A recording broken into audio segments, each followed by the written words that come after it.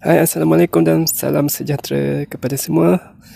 Dalam video sebelum ini saya share dengan anda tabung kecemasan saya yang saya simpan dalam bentuk emas. Okey. Untuk video kali ini saya minta sedikit saja masa untuk share apakah kelebihan, advantages ataupun kebaikan lah, ataupun apa dia punya bestnya, apa dia punya best bila kita simpan dalam bentuk emas. Simpanan kecemasan ni bila kita simpan dalam bentuk emas, simpan dalam bentuk fizikal. Okey, yang pertama ialah dia susah nak bocor. Okey, sebab kalau sekarang kita bukan dalam zaman hantu lah.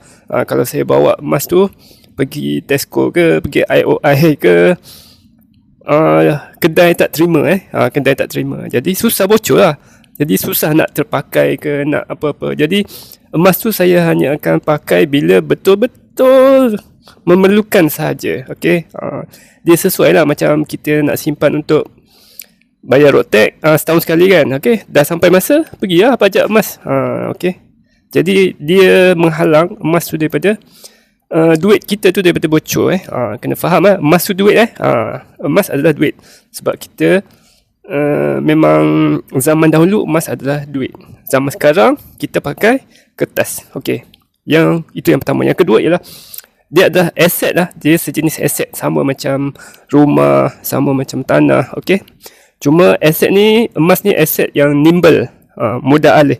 Dan bila aset, apa yang kita perlu faham, nilai dia meningkat. Bila aset nilai meningkat, maksud nilai meningkat tu ialah dia semakin bernilai, semakin berharga dan semakin mahal. Okey, ini bukti dia untuk jangka panjang. Jangka pendek dia ada, biasalah dia ada turun naik. Tapi for longer terms, rumah, hartanah semua tu, dan termasuk emas lah, dia akan semakin bernilai.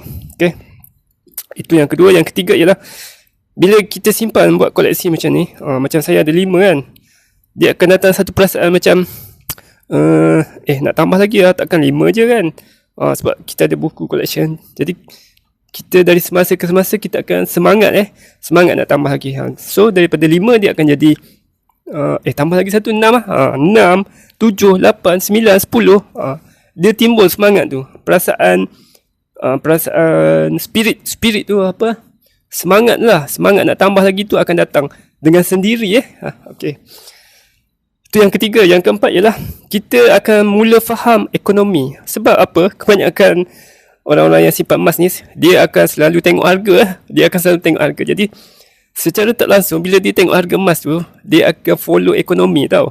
Dia akan tengok berita ekonomi. So dia akan tengok apa yang berlaku dekat dunia ni, apa pergolakan yang berlaku. Dia akan mula menyiasat.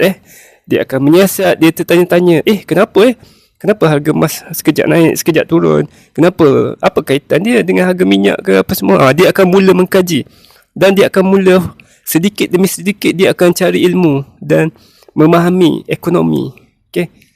Dia akan tengok, kenapa harga US dollar ni kejap kuat, kejap lemah.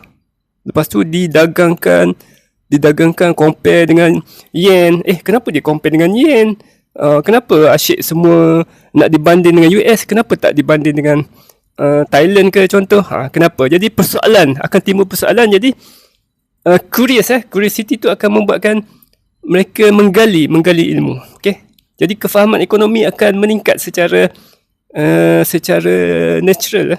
Ia boleh jadi hobi. Ini yang last ni. Boleh jadi hobi yang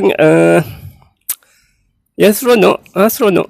Jadi nilai tu ada nilai ikatan emosi, nilai sentimental. Contoh bila kita, macam saya ada koleksi Mahathir, Tun Mahathir, Tan Sri Muhyiddin Yassin. So benda tu kita jadi macam seronok nak kumpul. Kalau yang minat bola, dia kumpul Juventus collection ke. Okay, yang minat buah pun ada koleksi buah. Tak kisah. So itulah dia kelebihan. Cukup untuk kali ini, kita share next video. Terima kasih kerana mengikuti sehingga ke akhir. Bye bye.